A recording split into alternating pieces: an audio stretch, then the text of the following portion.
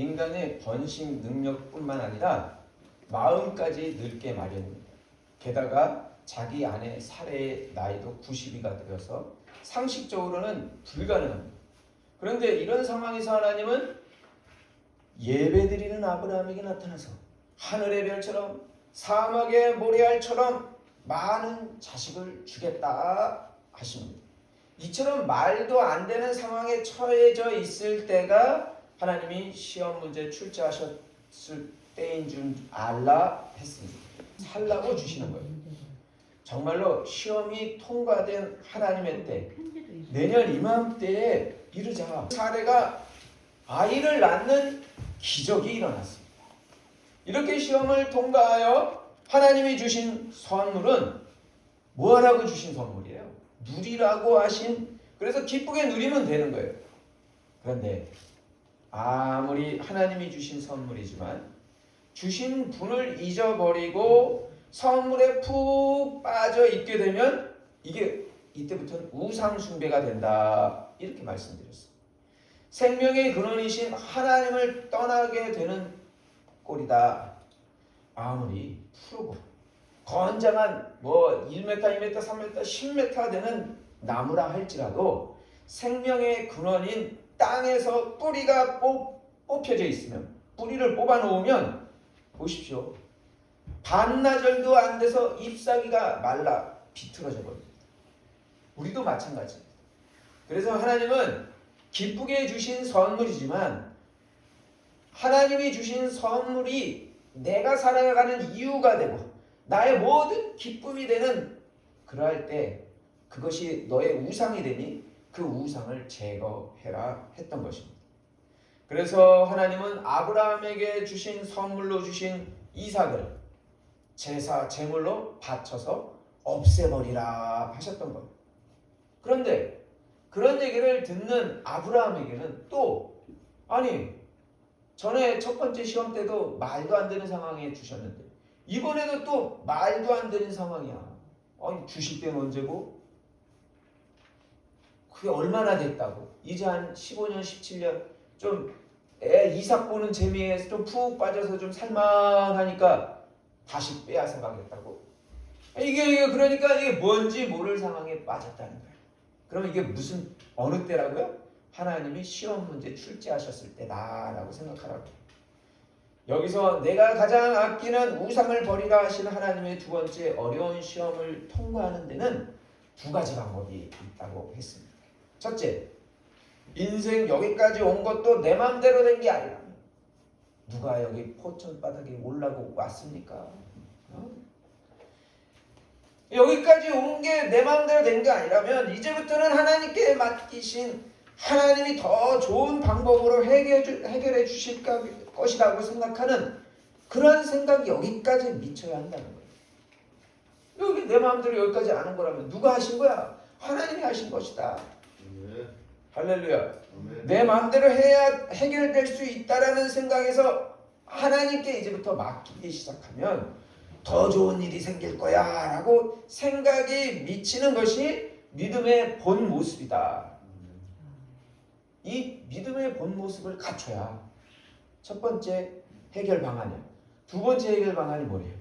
그 믿음의 본 모습을 보게 되면 그때 하나님이 우리에게 예배해 주신 여호와 이레 대속의 순양을 보게 되어야 진정으로 해결되는데, 그때 대속의 순양을 보게 된다는 거예요. 그렇다면 어떻게 순양을 볼 수 있을까요? 그 시작은 생각의 믿음의 단계까지 이르러야 하나님을 볼 수 있고 만날 수 있습니다. 하나님을 만나야 하늘의 선물을 받을 수 있습니다. 그러니까 하나님께 맡기는 믿음의 단계까지 이르는 생각이 먼저 일어나야 하나님이 보내주신 순양이 바로 내 옆에 한참 전부터 나뭇가지에 걸려 있었구나 하고 보게 된다는 거예요. 대속의 공탁금, 계약을 걸어둔 중도금과 잔금을 치르기 위해 하나님이 공짜로 주신 돈이 있다라는 것이 보인다라는 거예요. 아시는 분은 경험해 보시는 분은 경험해 봤을 거예요. 대속의 어린 양을 보는 사람은 자신이 빠진 우상 숭배에서 완전히 빠져나올 수 있게 됩니다. 내 깊은 무의식과 영혼의 문제는 내 노력한다고 되는 문제가 아니에요. 무의식의 문제는 창조주 하나님이 처리해 주신 방법인 대속의 공탁금이 올려졌을 때 그때야 자유를 누릴 수 있는 문제이기 때문입니다. 여기까지의 내용을 요약하면 아브라함에게 하나님보다 더 좋은 이삭을 제거하는 게 쉽지 않으나 하나님께 내려놓을 때 하나님이 더 좋은 방법으로 해 주시리라는 생각, 이것이 믿음이다. 이 믿음이 생길 때 대속을 경험하게 된다는 거예요. 내 옆에 미리 준비해 갖다 주신 대속의 순양, 어린 양, 공탁금, 잔금이 보인다는 거예요. 계약해본 분들은 아시죠? 여기까지가 2주 전에 내 안에 숨겨진 우상을 제거하라는 설교의 내용이었어요. 그리고 지난주에는 참으로 자유한 자라는 설교 제목을 가지고 내 안에 숨겨진 열등감을 제거하기 위해서는 마르다처럼 예수님과 나 사이에 동생 마리아라고 하는 걸림돌에서 자유하라고 했습니다. 마르다는 자신이 예수님을 초청해 놓고 동생 마리아라는 걸림돌 때문에 예수님을 모셔다 놓고 예수님을 만나지 못하고 있었어요. 하나님과의 관계 회복을 위해서는 예수님을 만나야 하나님의 선물인 구원을 받을 수 있기 때문에 누구나 상처받지 않은 사람이 없고 누구나 각자의 걸림돌이 있습니다. 그러나 자기의 걸림돌에서 치유받고 자유하려면 그 걸림돌 자체는 없어지지 않더라도 그 사람은 치유된 것이에요.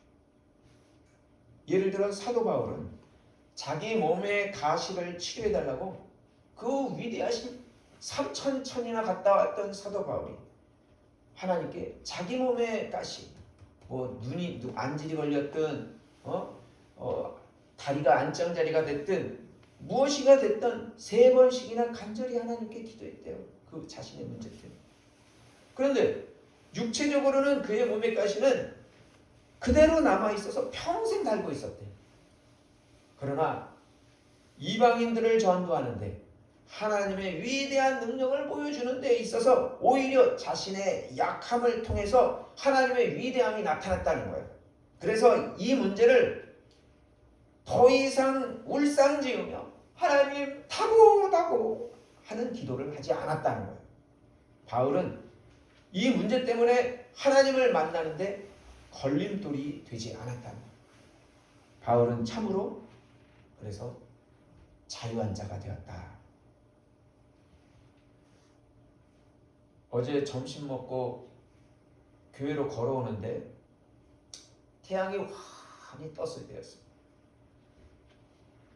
저희 송우리 아파트 길가 건넌 보도블록에는 어느새 초겨울에 진입해서 그런지 보도블록에 온통 고동색의 나뭇잎에 수북히 쌓여 있었어요. 그런데 특이하게 제가 걸어오는데 그 보도블록에 고동색이 쫙 깔려있는 곳에 생동감 넘치는 초록색의 널쩍한 나뭇잎이 떨어져 있는 게 제 눈에 들어왔어요. 색깔이 대조가 되니까 때 아닌 이 푸른 나뭇잎의 색깔 때문에 저는 주위를 둘러보았어요. 혹시 다른 데에 이런 나무가 있어서 이게 여기 떨어진 건가? 그런데 화단 어디에도 이런 식의 외국에서나 있을 법한 식물이 보이질 않았어요. 특별히 그런 초록색이 보이질 않았어요. 다들 나뭇잎이 지고 나무 줄기가 거무틱틱하고 이제 겨울에 진입하고 있는 모습들이었지. 그래서 이상하다 하며 또 교회 쪽으로 조금 더 걸어오는데 보도블록에 또 두 번째 그 이상하게 생긴 푸른 나뭇잎이 또 보이는 게 아니겠습니까? 첫 번째 보였으면 그럴 수도 있겠다 했는데 두 번째 보이니까 이때부터는 제가 이렇게 마음이 일어났어요. 그렇게 세 번째 보고 이러니까 되게 궁금해졌어요. 어디서 날아왔는가 아니면 누가 우리 집 쪽으로 오면서 일부러 길 안내해 주느라고 너가 요새 방황하고 있지 주님의 집으로 와라 하고 길 안내해 주는 거 아닌가? 그래서 떨어뜨린 거 아닌가? 아니면 근처 나무에서 떨어져 나온 건 아닌가? 아니면 우주인이 거기만 몇 개 똑 떨어뜨려 놓고 날아간 것인가? 왜냐하면 근처에는 그런 때 아닌 푸른 나뭇잎을 가진 나무가 하나도 보이질 않기 때문에 너무나 이상했기 때문에 그래서 제가 이상하다 하며 걸어오고 있었어요. 그런데 교회로 오고 있는데 제 앞에 저보다 앞서서 웬 초등학교 여학생이 두터운 외투를 입고 걸어가고 있는 것이 보였어요. 그래 뭐 그런가 보다 하고 지나가려는데 왠지 갑자기 옆을 쳐다보고 싶은 예감이 탁 들었어요. 그래서 제가 이렇게 지나가면서 이렇게 탁 쳐다봤죠. 이게 뭡니까? 여학생이 품에 고이 들고 가고 있던 것은 다름 아닌 그 푸른 나뭇가지로 만든 크리스마스 트리였어요. 반짝이는 장식품 사이로 분명히 아까 보았던 나뭇가지로 만든 나뭇잎들이 막 보인 거예요. 그때 제 머리를 반짝하고 스쳐가는 생각이 떠올랐어요. 무슨 생각이었을까? 그것은 내가 아무리 생각해도 이해되지 않는 일이 내게 눈앞이 보여서 시험에 같이 보이지만 분명 거기 나뭇잎이 떨어질 만한 이유가 있었던 거예요. 마찬가지로 내 눈앞에 말도 안 되는 상황이 벌어졌다고 해도 넓으신 하나님의 크기를 판단하는 잘못을 범하면 안 되겠다는 생각을 해보았어요. 그 초등학교 아이가 한 행동도 내가 추측하지 못하는데 넓으신 우주를 만드신 하나님의 생각과 행동을 내 작은 머리로 판단할 수 있을까? 지난 금요일 오전에 아이들을 학교에 데려다주고 한 8시 반 9시쯤 권사님 댁에 방문해서 가정예배를 드렸습니다. 요한일서 3장 22, 24절 말씀을 가지고 하나님의 은혜를 같이 나누기 위해서였습니다. 하나님께서 기뻐하시는 바를 위해서 구하면 주신다는 내용이었어요. 그런데 하나님께서 기뻐하시는 것은 다름 아닌 사랑하라는 계명이었다는 거예요. 만일 어떤 사람이 믿는다고 하며 주위에 선행을 베푼다면 우리는 알 수 있는 거예요. 그 사람 안에 성령이 계신 것을 알 수 있다. 이런 얘기를 나눴더니 권사님이 며칠 전 계단을 이렇게 올라오려고 그러는데 갑자기 왜 나에게는 자신에게는 다른 사람을 사랑하는 느낌이 느껴지지 않을까 이런 생각이 들었대요. 그래서 하나님께 살짝 그 순간에 하나님 나도 그런 사랑을 느끼게 해주십시오 라고 기도한 적이 있다는 게 생각이 났다는 거예요. 제가 이게 말씀을 나눕니다. 그러니 오늘 하나님께 기도했던 그 기도가 목사님의 말씀을 통해서 하나님이 응답해 주신 것이라고 기뻐하셨습니다. 맞습니다. 나이가 들어 혀에 맛감각이 무뎌져 가지고 다양한 향과 맛을 구별하기 힘들어요. 그래서 저희 어머니는 이 소금 맛을 잘 못해서 간혹 이렇게 짜기도 하고 싱겁기도 해요. 그러나 본인에게 우리 어머니에게 맛을 구별하지 못한다 할지라도 어머니가 만들어주신 밥에는 뭐가 우리에게 전달돼요? 사랑이 전달돼요. 내가 감각하지 못한다고 사랑이 없는 게 아니라는 거예요. 마찬가지로 내가 사랑의 행동을 하고 있다면 내 안에 느껴지지 않더라도 사랑이 있다는 것을 알 수 있다. 그것을 또한 다른 사람들도 안다는 거예요. 저희가 개척하고 5년이 흘렀을 때 교회 앞에 제가 저 앞에서 서 있었는데 저도 본 적 없는 지나가는 어떤 할머니가 이 교회에 권사님이 한 분 계시죠? 하고 묻는 것이었어요. 제가 그렇다고 하니까 그 권사님, 그 할머니가 그 권사님이 이 교회의 기둥 역할을 잘 하고 계시는 것을 자기가 안다고 하는 것이었어요. 아브라함에게 나타났던 천사처럼 호련히 제 앞에 나타났다가 사라졌던 거예요. 이렇게 자기는 몰라도 그 사람의 행동을 보고 그 사람 안에 무엇이 들어있는지 주위 사람들도 알고 모르는 사람들도 알고 누구도 안다? 하나님도 아시는 것입니다. 그리고 가정 예배가 거의 끝나갈 무렵 또한 권사님이 이런 말씀을 해주셨습니다. 권사님도 사람인지라 이웃들에게 섭섭지 않게 평상시 퍼주고 있기는 하지만 간혹 아까워할 때가 있다는 것입니다. 그런데 막 퍼주고 나면 이상하게 다시 더 많이 채워지는 것을 그동안 살아오면서 경험했다는 것. 이렇게 하나님 앞에 믿음으로 살면 인간의 생각과 판단으로는 이해가 되지 않는 하나님의 4차원적인 방법으로 우리가 예상하지 못하는 장소와 시간에 하나님이 해결해 주시고 채워주신다는 거예요. 그런 의미에서 말도 안 되는 상황에서 이삭을 주신 이 또한 누구예요? 하나님이시니 우상과 걸림돌을 제거하라고 하는 하나님께 순종하면 다시 살릴 것이라는 생각이 이삭을 바친 아브라함의 믿음의 모습이었다. 인간의 한계를 넘는 좋은 방법으로 하나님은 해결하실 것이라는 생각에 이를 때 우리는 아브라함 안에 하나님이 살아계심을 알게 됩니다. 그리고 아브라함처럼 보이지 않는 실상이라는 믿음의 세계 속으로 탐험하기 시작합니다. 여기서 위의 방법을 써도 안 되는 경우 어떻게 하라고요? 뭐가 있어요? 마지막으로 습관이 있어요. 예를 들어서 지난번에 말씀드렸죠. 술법.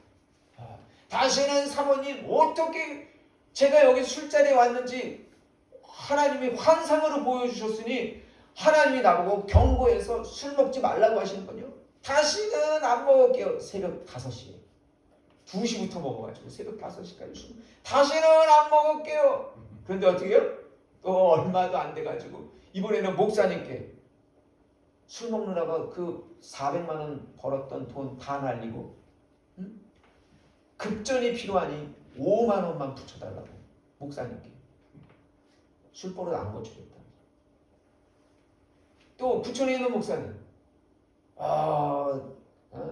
사모님도 소천하고 어렵게 살아서 술집에서 기타하는 것까지 이해하지만 왜 갑자기 그 몇백만 원짜리 자전거 타는 클럽에는 가입해가지고 남녀들과 함께 예쁜 옷 차려입고 가다가 점심 먹자고 국밥집에 들러가지고 밥 먹으면서 술자리는 먹다가 그러다가 눈 맞아가지고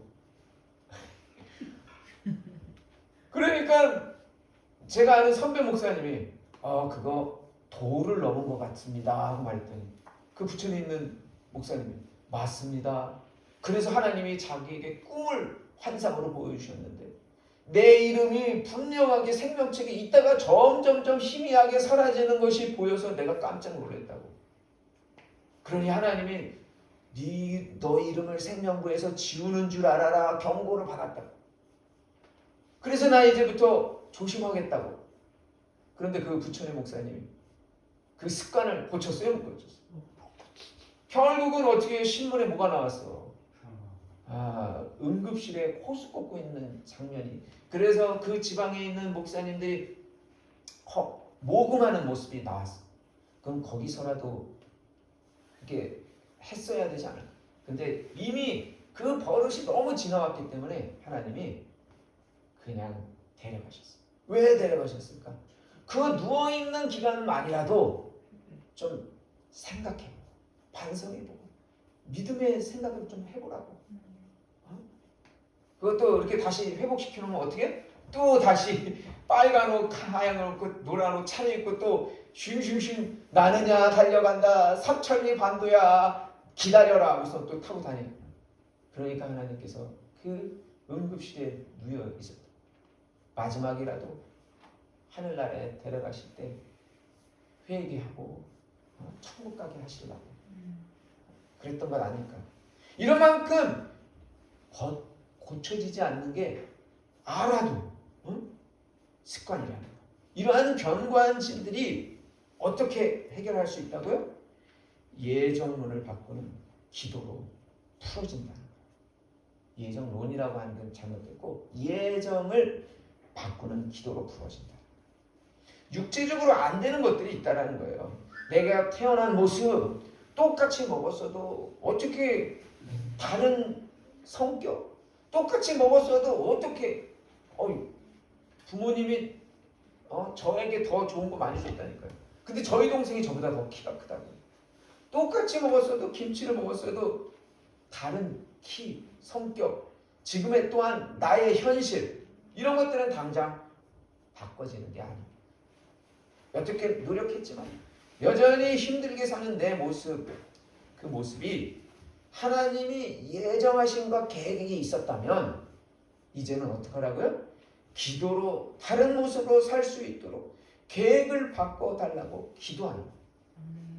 우리가 예정론을 잘못 알면요, 우리는 그냥 고정된 그 모습에 계속 그렇게 살아야 되는 운명론에 빠질 수 있어요. 예정론을 정확하게 알아요. 하나님이 우리를 축복의 길로 계획하셨다니까. 그 가운데 우리가 미리 정하지 않고 운명에 빠지지 않는 거예요. 한번 정하신 것은 세상 끝까지 변함없지만 하나님 아버지의 마음을 움직인다면 하나님께서 우리를 불쌍히 보시고 가장 좋은 합력할 선을 이루시는 길로 운명을 바꿔주실 거라고. 오늘은 가장 아끼는 것을 버리기 그리고 참으로 자유한 자에 이어서 세 번째 설교로 행복을 어떻게 얻는가에 대해서 나누고자 합니다. 행복은 공식이 있어요. 이것을 행복지수라 이렇게 칭하자고요. 그러면 행복지수는 어떻게 얻는가? 기대치분의 현실이에요. 현실을 기대치로 나눕니다. 그러면 행복지수가 높으려면 어떻게 해요? 위에 있는 게 높으면 분자가 커야 되잖아요. 그러면 이 현실을 크게 만들려면 어떻게 해요?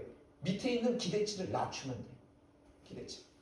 그러니까 행복지수를 높이려면 현실은 바꿀 수 없으니까 뭐는 바꿀 수 있어요? 내 마음은 바꿀 수 있잖아. 그러니까 내 마음의 기대치를 낮추면 되는 거예요.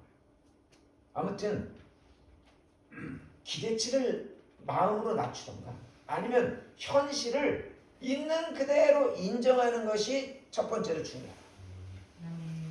이게 모든 상담 치유와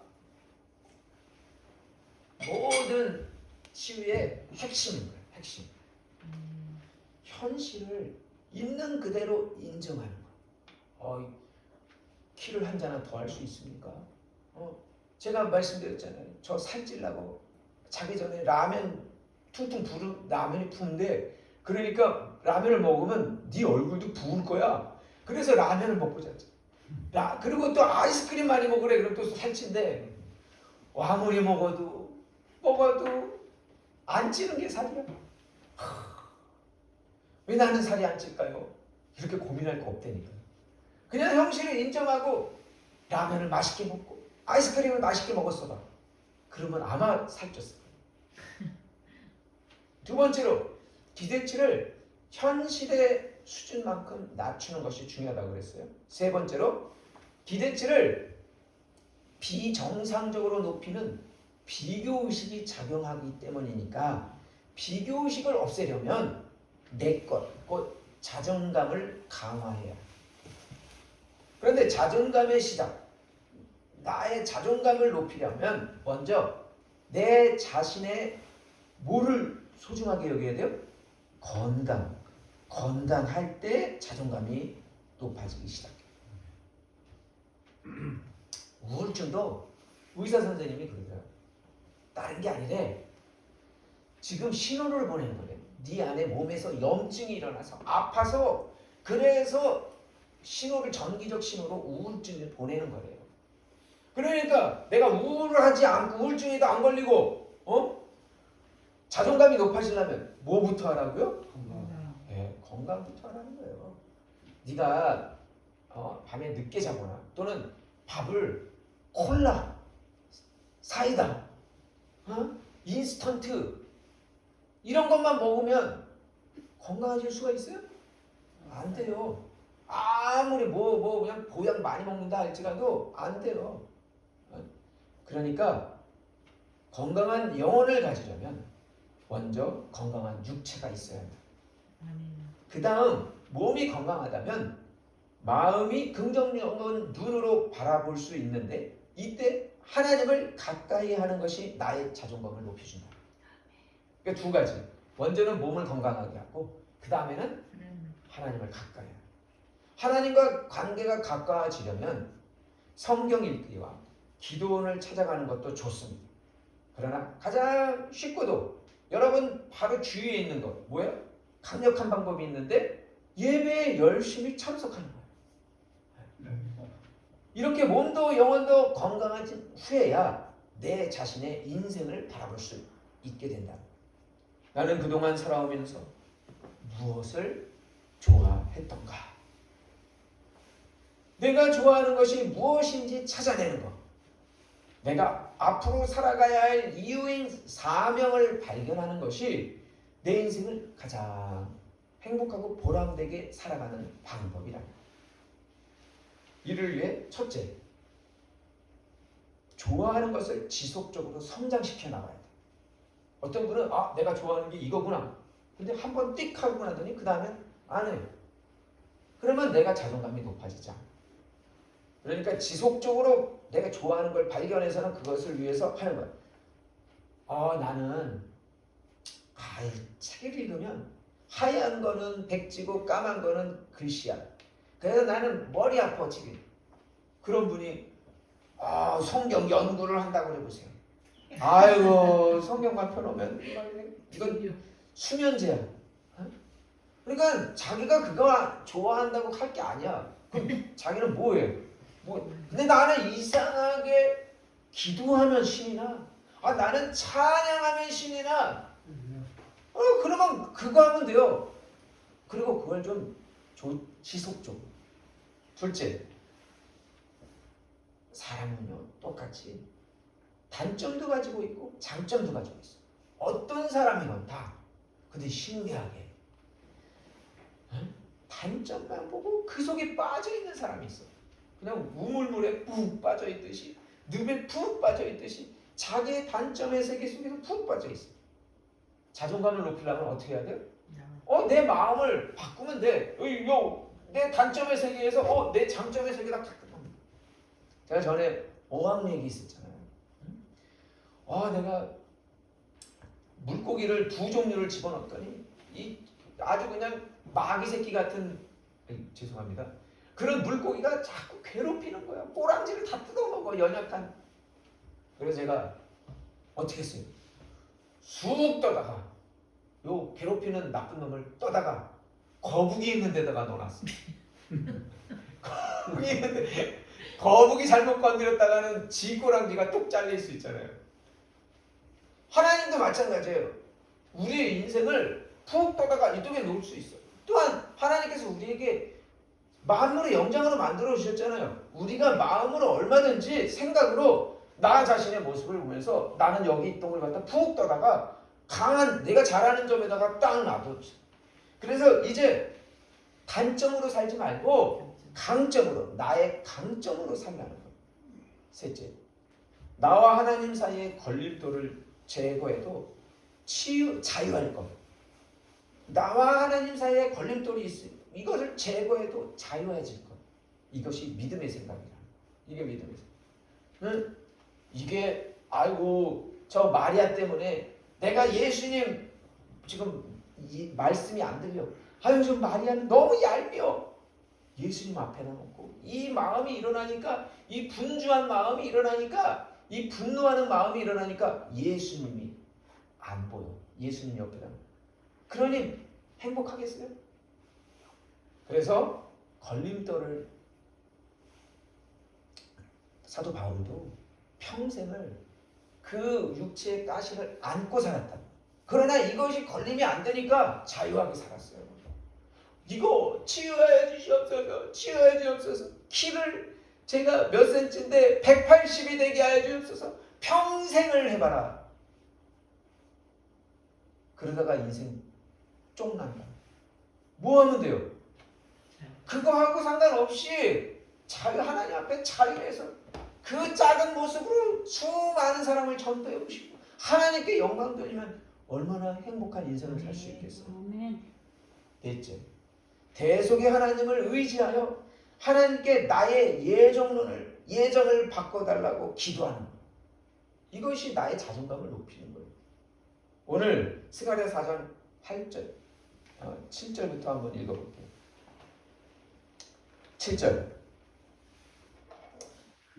시작. 큰 산아 내가 무엇이냐? 내가 스룹바벨 앞에서 평지가 되리라. 그가 머릿돌을 내놓을 때 무리가 외치기를 은총이 그에게 있을지어다 하리라 하셨고. 이게 무슨 말이냐? 이스라엘은 70년의 바빌론 포로 생활을 마치고 지금 막 다시 예루살렘으로 돌아왔을 때 이야기예요. 정말 기적과 같은 일이 일어났잖아요. 고레스라고 하는 페르시아 왕이 구테타를 일으켜서 왕이 되어가지고 제일 먼저 못해요? 이방 나라들을 제자리로 돌려보냈어요.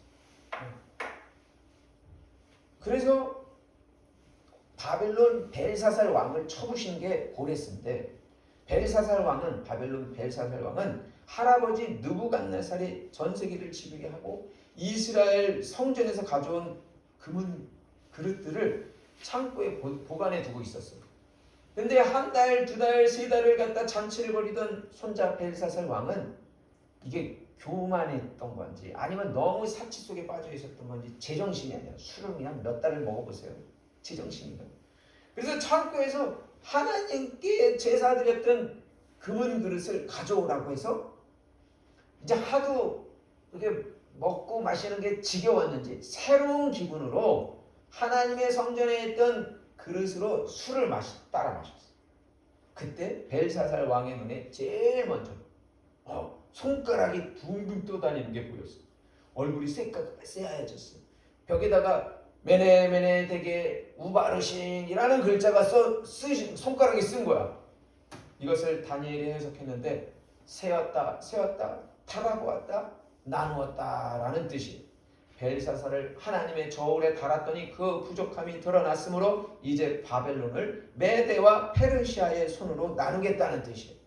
바벨론을 지켜보던 하나님이 드디어 이 나라를 무너뜨리고 새로운 나라에 나눠주겠다.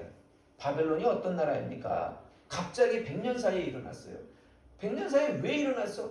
이스라엘의 교만을 시험하기 위해서 뭐로? 회초리로 사용하려고 들어 일어나는데 이 교만해진 거야. 이 바벨론 자기는 회초리인 줄을 생각 못했던 거야. 오직 어떻게 해야 돼요?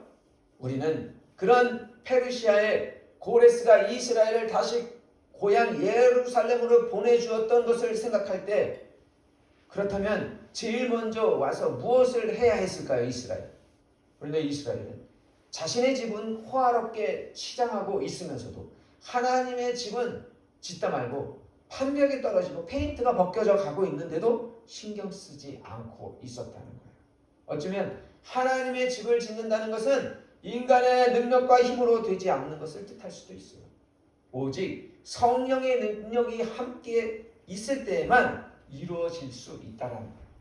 성전을 짓는 일이나 하나님의 일을 할 때도 인간의 능력과 힘으로는 불가능하다.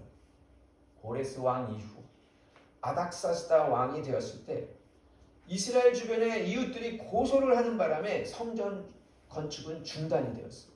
옛날이나 지금이나 하나님의 집을 건축하거나 전도를 할 때는 제일 가까운 사람들이 몰래 뒤에서 방해하는 일들이 많았어요. 성전 건축이 중단된 채 16년이 세월이 흘렀어요. 그때 하나님께서 스가랴 선지자에게 예배드릴 때 환상을 보여주셨는데 순금 등잔대의 환상을 보여주셨어요. 순금 등잔대의 환상을 보고 천사들에게 스가랴 선지자가 물었어요. 이게 무엇입니까? 하고 물었을 때 주님께서 주신 첫 번째 메시지가 오늘 말씀 4장 7절의 말씀입니다. 등잔을 보여주시면서 이런 말씀을 하시는 거예요. 자, 다 같이 한번 시작. 큰 산아 내가 무엇이냐? 내가 스룹바벨 앞에서 평지가 되리라. 평지가 되리라. 큰 산이라는 것은 뭐냐면요, 인생의 큰 문제를 말합니다.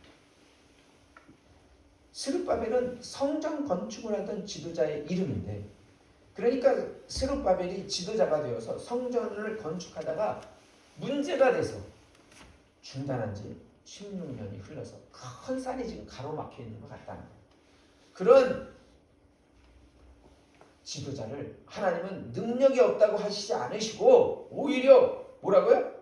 옆에서 부정적인 말을 하는 사람들의 문제, 더 나아가 성전 건축을 방해하는 적대 세력들, 아닥사스다 왕이 중단하는 명령을 내린 문제, 백성들이 따라주지 않는 문제들이 스룹바벨 앞에서 문제가 되지 않고 이제 평지가 되어 해결될 거라고 말씀하시는 거예요. 지금 이렇게 우리 인생 가운데도 큰 산이 있다는 거예요. 내 힘으로 해결할 수 없고 이해할 수 없는 시험이 닥쳤을 때가 있다. 그러니까 하나님의 메시지는 무엇하라는 뜻일까? 즉 눈앞에 넘어가기가 힘든 큰 산이 보여도 산을 말하지 말고 뭐라고요? 평지를 외치라는 거예요. 문제를 외치지 말고 해답을 외치라는 거예요. 해답을 주시고 기적을 주실 문제 해결자, 그분은 우리의 주님이라고 외치라는 거예요. 큰 산아 내가 무엇이냐? 너는 평지가 될지어다. 이렇게 외치는 사람은 하나님께서 함께 하실 것이라는 거예요. 내 야망과 내 성공을 위해서뿐만 아니라 하나님이 원하시고 기뻐하시는 일을 위해서 우리도 해답을 주시는 분을 외쳐야 할 거예요. 자, 그러면 실제 어떤 일이 일어났는가 다시 현장으로 가보겠어요.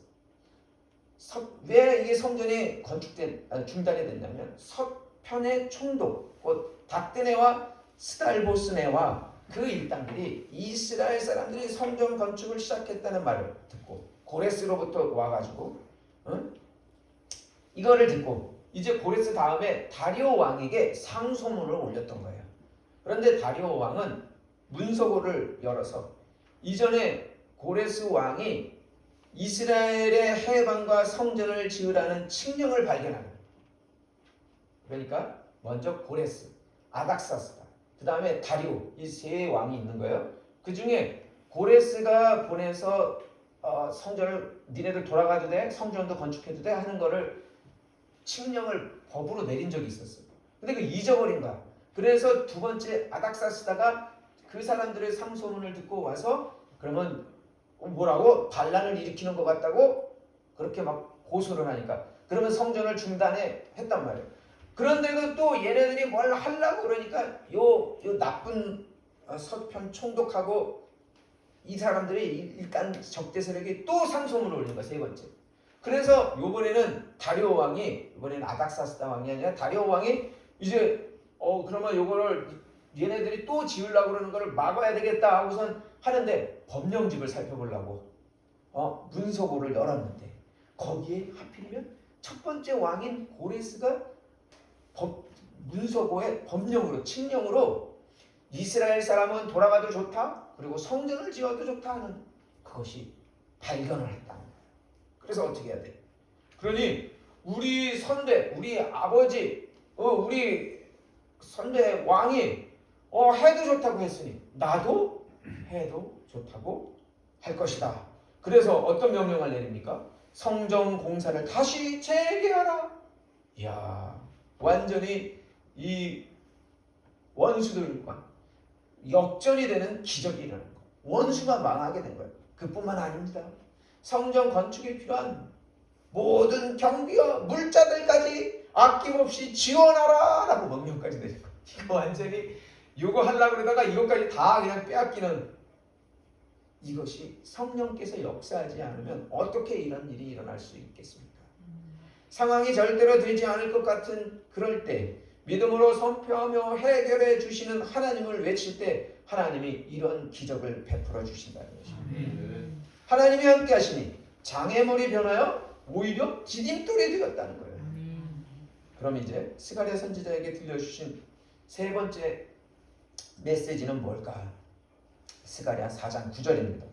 우리 다 같이 한번 시작. 스룹바벨의 손이 이 성전의 기초를 놓았은즉 그의 손이 또한 그 일을 마치리라 하셨나니 만군의 여호와께서 나를 너희에게 보내신 줄을 내가 알리라 하셨느니라. 스룹바벨의 손이 이 성전의 기초를 놓았은즉 그의 손이 또한 그의 일을 마치리라. 스룹바벨이 성전의 기초를 놓았다는 거예요. 근데 그걸 중단했어요. 그런데 그의 손이 그 일을 완성할 것이라고 말씀하십니다. 스룹바벨이 이스라엘의 백성을 이끌고 바벨론에서 예루살렘으로 돌아와서 성전을 짓다가 중단했던 이유는 아마도 이런 그들의 방해 공작, 그리고 재정의 어려움, 또한 내부 소통의 분열, 이 외세의 침략, 이런 것들로 성전이 중단되었을 거예요. 나라 없는 서러움으로 힘이 약했기 때문일 수도 있고, 어쩌면 스룹바벨의 지도력이 약했기 때문일 수도 있어요. 게다가 먼저와 자리를 잡고 있던 서편 총독 및 사마리아 사람들이 이스라엘이 나중에 들어와서 성전까지 지으면 어떻게 돼요? 자기들보다 더 성장해져서 자기들의 영역이 빼앗길까봐 아마도 그 질투심에 여러 모양으로 방해 공작을 떨치고 있었기 때문일 수도 있어요. 심지어는 교회들도 마찬가지야. 교회들도 이렇게 다닥다닥 붙어 있으면 옆에 있는 교회가 좀 이렇게 앞에서는 와 환하게 웃다가도 뒤에 가서 얘기 들으면 뒤에서 우리 교회를 이렇게 했다는 거야. 야, 그러는 교회도 마찬가지라는 거야. 그래 질투심에 이쪽 사마리아 원주민들이 이스라엘 사람들이 온 곳을 그렇게 해서 방해 공작을 펼쳤다는 거예요. 그런데 4장 9절 하나님의 말씀은 이런 불가능한 상황에서 반드시 성전의 기초를 놓았은즉 그 일로 마칠 것이라고 합니다. 어찌 보면 스룹바벨이 시작했지만 어찌 보면 시작한 분도 하나님이시니 마치는 분도 하나님이시라는 뜻입니다. 또한 이렇게 작정하시고 예정하신 분이 하나님임을 알라는 뜻이랍니다. 에베소서 1장 12절 11절에서는 이렇게 말씀하고 계십니다. 모든 일을 그의 뜻의 결정대로 일하시는 이의 계획을 따라 우리가 예정을 이고 그 안에서 기업이 되었으니. 빌립보서 1장 6절 너희 안에서 착한 일을 시작하신 이가 그리스도 예수의 날까지 이루실 줄을 우리는 확신하노라. 나라를 빼앗긴 민족이 자기 나라에 돌아와서 새롭게 성전을 건축한다는 것은 많은 장애물을 뚫고 나가는 일이고 계란으로 바위를 치는 일이. 그렇지만 믿음으로 성전의 기초석을 놓고 시작하려고 했을 때 방해 공작에 걸려 공사를 중단하고 말았던 거예요. 현실 앞에서 이 이스라엘 스룹바벨이 무너지고 말았던 거죠.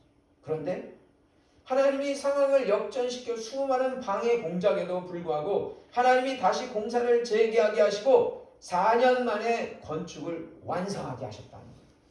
우리 하나님은 자신의 계획을 시작하시고 완성하시는 분이십니다. 그런데 우리는 어떤 일을 결정하고도 그 일을 진행하지 못하고 이루지 못할 때가 참 많습니다.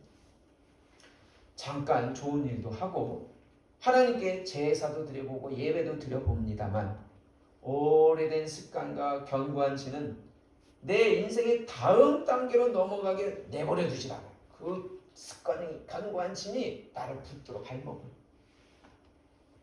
그런데 천사는 스가랴 선지자에게 환상을 보여주시면서 해석해 주시기를. 큰 산이 평지가 되어 너희를 이끄는 지도자가 성전 공사를 완성하는 것을 보게 되면 너희가 알게 될 것이다. 너희가 알게 될 것이다. 무엇을 알게 된다는 거예요? 4장 9절 다시 한번 읽어볼게요. 시작. 스룹바벨의 손이 이 성전의 기초를 놓았은즉 그의 손이 또한 그 일을 마치리라 하셨나니 만군의 여호와께서 나를 너에게 보내신 줄을 내가 알리라 하셨느니라. 성전이 완성하게 되는 것을 보게 되는 날 너희가 들었던 그 말씀이 누구에게서 전달된 거라? 천사를 통해서지만 천사에게 처음에 주신 메시지는 누가 보내신 거야? 하나님. 그러니까 성전을 완성하는 날 이 일은 하나님께서 너희에게 보내신 메시지인 것을 알게 될 것이다. 예언의 성취를 통해서 큰 산이 평지가 되어서 성전 건축이 완성되는 것을 보게 되면 하나님께서 천사인 나를 너에게 보내신 줄을, 그리고 하나님께서 이 메시지를 전하신 것을 알게 될 것이다. 그리고 내가 전한 말이 진실이라는 것을 알게 된다. 그러니까 지금 말씀은 하나님이 전하신 말씀이다. 저와 여러분들도 예배 드리다가 어떻게 목사님이 날 들으라고 한 말인가 하는 것들이 가끔 있어요. 일부러 목회자가 그 말을 하려고 한 게 아닌데 본인이 그걸 듣고, 근데 어떤 분들은 그걸 듣고 시험에 빠지는 분이 있어. 왜? 평상시 그런 식으로 해석하는 부정적인 게 있기 때문에. 근데 어떤 분은 그거를 듣고 이야, 하나님께서 나를 이렇게 해주시려고 하는구나 하고 메시지로 받아들이는 분이 있다는 거예요. 그러므로 우리는 하나님의 예정과 계획은 반드시 이루어진다는 것을 알 수 있어요. 그런데 창세기에 보면 아브라함의 조카 롯이 은혜도 모르고 자기를 키워준 아브라함 삼촌 대신에 자기가 더 세상적으로 좋아 보이는 어디를 택했어요? 소돔과 고모라를 택해가서 거기 가서 살겠다고 했어요. 그런데 하나님이 소돔과 고모라를 불로 심판하겠다는 계획도 모르고 글로 들어갔다는 거예요. 다행히 롯도 아브라함처럼 믿음을 가진 사람이어서 천사들이 롯을 살려주려고 메시지를 전합니다. 들을 귀가 있는지라서 하나님의 경고의 말씀에 늦게나마 정신 차리고 그 성을 빠져나가고자 합니다. 그런데 나갈 때 뭐가 걱정이 됐냐면 자기 딸의 사위들이 걱정이 돼서 가서 하나님의 메시지 들은 걸, 자기가 들은 것도 이 사위한테 전합니다. 창세기 19장 14절입니다. 여호와께서 이 성을 멸하실 터이니 너희는 일어나 이곳에서 떠나라 하되 그의 사위들은 뭐로 여겼더라? 오, 할렐루야, 농담으로 여겼더라. 그런데 그들의 말은, 그 사위들의 말은 뭐로 판명이 났어요? 거짓으로 판명이 났어요. 그들은 하나님을 우습게 여겼기 때문에 하나님의 뜻을 따라서 말한 것이 아니라 자신들의 생각을 믿음이라고 신령했기 때문에 거짓으로 판명해요. 그래서 거짓 선지자들, 내 생각들, 이거 주의해야 돼요. 제가 성경 공부 시간에도 말씀드렸죠. 천주교가 인간인 마리아를 성경을 이렇게 바꿔놓으면 은혜를 받은 자여를, 은혜가 충만한 자여라고 바꿔놓으면 불가타 라틴어 성경에는 그렇게 바뀌어져 있다고. 그러면 마리아는 뭐가 돼요? 은총을 나눠주는 자가 되는 거야. 그럼 뭐가 돼? 신이 되는 거예요. 그래서 인간 마리아는 어느 순간에 중보자, 신, 삼위일체 하나님을 중보하는 신이 되어가지고, 그렇게 되면 그의 신념들이, 사람들의 신념들이 마리아가 나타나서 나를 치유했다는 장소들을 이 수만큼 세계 많다고 그랬잖아요. 사람들의 눈에 마리아가 신처럼 나타난다고. 마리아뿐만 아니라 그랬죠. 예수님도 그럴 수 있겠다고.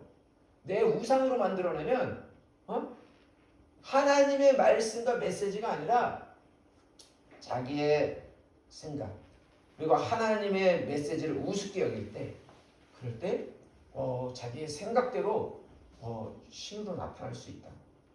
에스겔 12장 28절 주 여호와의 말씀에 나의 말이 하나도 다시 더디지 아니할지니 내가 한 말이 이루어지리라. 나 주 여호와의 말이니라 하셨다 하라. 반드시 하나님께서는 이루실 거라고 에스겔 선지자에게 말씀하셨어요. 하나님은 자신의 계획과 예정대로 시작하시고 이루시는 분이십니다.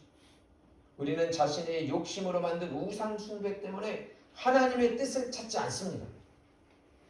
내가 원하는 것, 하나님이 주셨지만 너무 편안하게 그 우상 안에 빠져 있으면 나무 뿌리가 뽑힌 것처럼 얼마 가지 않아 생명의 근원에서 떨어져 그 잎사귀가 말라가는 것입니다. 우리는 그래서 어떻게 해야 돼요? 다시 하나님께로 돌아가야 돼요. 그래야 우리와 하나님 사이의 걸림돌을 제거해도 불안해하지 않고 문제가 되지 않아 자유할 수가 있는 거예요. 그리고 우리의 습관과 견고한 신 때문에 벗어나지 못한 불행한 인생을 전혀 다른 역전의 인생으로 바꿔주실 주님이 우리를 기다리고 계심을 보게 된다. 나의 영으로 된다고 하시는 분께 내 인생의 계획을 바꿔달라고 기도하시기를 예수님의 이름으로 축복합니다. 아멘. 기도하시겠습니다. 사랑해 주님 감사합니다. 이는 힘으로 되지 아니하고 능력으로 되지 아니하고 오직 나의 영으로 되느니라. 할렐루야. 감사합니다. 사람이 아무리 뛰어난 것처럼 여겨질지라도 하나님 이제부터 더 높으신 나를 창조하신 하나님께로 돌아가서 내 안에 모든 걸림돌을 우상을 내려놓아도 불안해하지 않고 하나님 아버지 오직 주님만으로도 기뻐할 수 있는 저희들 되게 해주시니 감사합니다. 오직 나의 영으로 되느니라. 그렇습니다. 이제부터는 문제를 바라보지 않고 하나님 해결해 주시는 그분을 바라보는 저희들 되게 해주시옵소서. 예수님 이름으로 기도드립니다. 아멘.